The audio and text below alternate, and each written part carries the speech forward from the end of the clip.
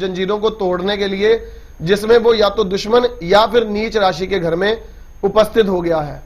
और ऐसी स्थिति में उस ग्रह को खास ताकत मिल जाती है। वह ग्रह आपकी जन्म पत्रिका के लिए अशुभ फल देने की अपेक्षा ऐसी स्थिति में शुभ फल देने लगता है। और जिस ग्रह विशेष की हम बात कर रहे हो, जिन घरों का वो स्वामी है, अगर वो शुभ घरों का स्वामी है और नीच राशि या अपने दुश्मन की राशि में बैठकर वो वक्री हो रहा है, तो ऐसी स्थिति में वो ग्रह अब नीचता या दुश्मन के घर में बैठे होने का फल देने की अपेक्षा आपकी जन्म पत्रिका के लिए राजयोग का फल देने लगेगा। लगभग ऐसी स्थिति जिसे हम विपरीत राजयोग के साथ मिलता हुआ मानते थे, लगभग वैसी मिलती जुलती स्थिति अब यहां पर उस वक्री ग्रह के द्वारा बनाने की प्रेरणा आपकी कुंडली में दी जा रही है। आप देख रहे होंगे आपकी साइड स्क्रीन पर मिथुन लगन की एक पत्री बनी हुई है। लगन का मालिक 10वें घर में बैठा है, लेकिन बैठा है नीच राशि में।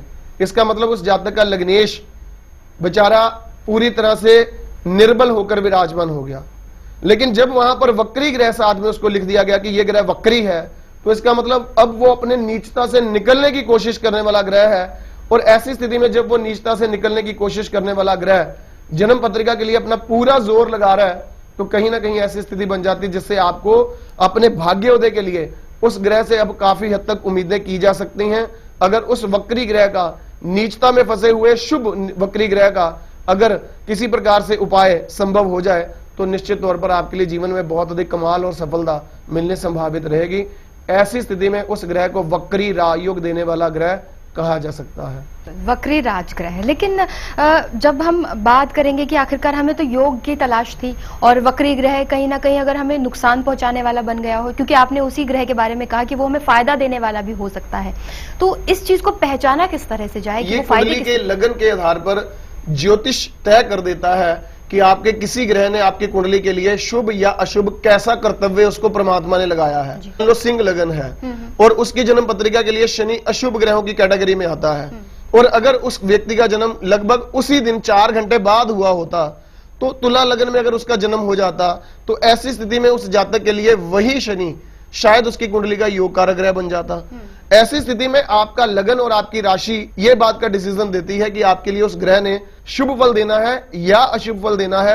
जब तक इस चीज को समझ ना लिया जाए, तब तक आप वक्री ग्रहों के राजयोग की परिस्थितियों को पूर्ण तौर पर सही से नहीं जान सकते और उसके बारे में कोई फाइनल कंक्लूजन तक नहीं पहुंच सकते हैं। तो इसके खराब होने के भी कोई चांसेस होते हैं, खंडन होने के भी चांसेस? खंडन होने के चांसेस होते हैं, लेकिन उस खंडन होने के चांसेस को छोटे से इस कार्यक्रम के माध्यम से समझाया नहीं जा सकता।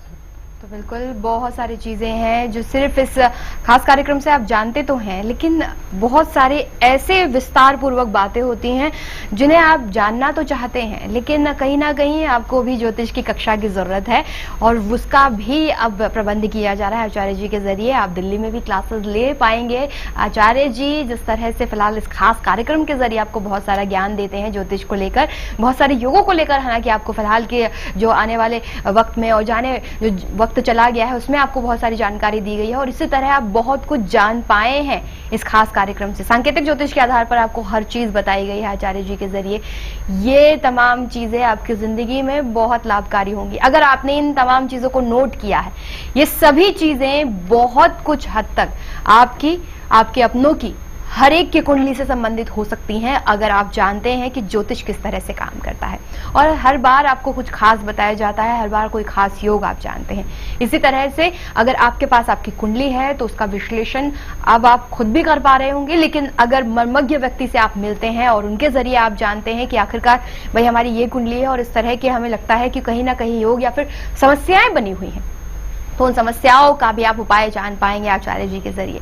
उनसे आप पर्सनली मिलना चाहते हैं या फिर आप चाहते हैं जीवन सार अमृत कुंडली फल बनवाना, स्क्रीन पे संपर्क सूत्र है, आप संपर्क साध सकते हैं। देखिए परेशानियों का हमेशा निदान होता है और इन निदानों के लिए, इन उपायों के लिए थोड़ी सी मेहनत आपको भी करनी होगी। एक बार संपर्क साधना होगा, मुलाकात का समय लेना होगा।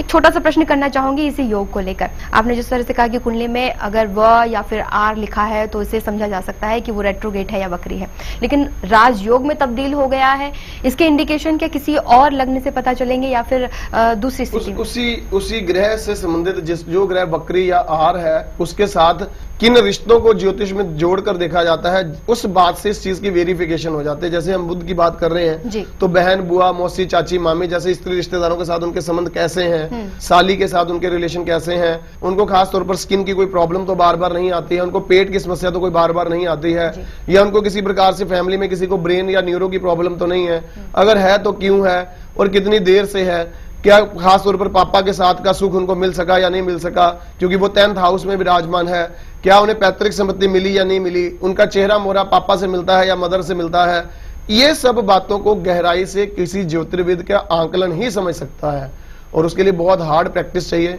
ज्योतिष के अनुभवों के साथ साथ अपरंपार परमेश्वर की कृपा, माँ दुर्गा की, माँ खास तौर पर वैष्णो देवी की कृपा अगर हो तो जिंदगी में सहज सुख हर तरह से वाणी सिद्ध ही हो जाती है।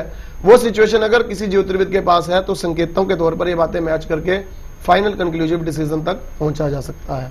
और भाई आप तो ये समझ ही गए होंगे कि आखिरकार आशीर्वाद अब आपको मिल ही रहा है और मिल चुका है। क्यों?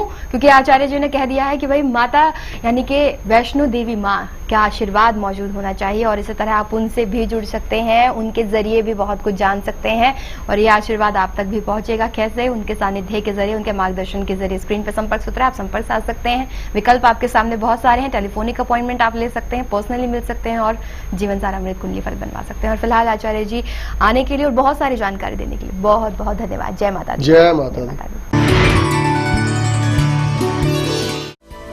खुशखबरी, अगर आप दिल्ली एनसीआर या उसके आसपास के क्षेत्र में रहते हैं तो आप प्रत्येक सप्ताह में मंगलवार और बुधवार को अपने गुरुजी आचार्य रमित मलिक जी से व्यक्तिगत तौर पर मिलकर अपनी समस्याओं का समाधान प्राप्त कर सकते हैं। तो देर न करें, आज ही अपॉइंटमेंट के लिए संपर्क करें 0161 5055 455 और 0161 5055 466 पर 0161 508 0070 और 0161 508 0090 पर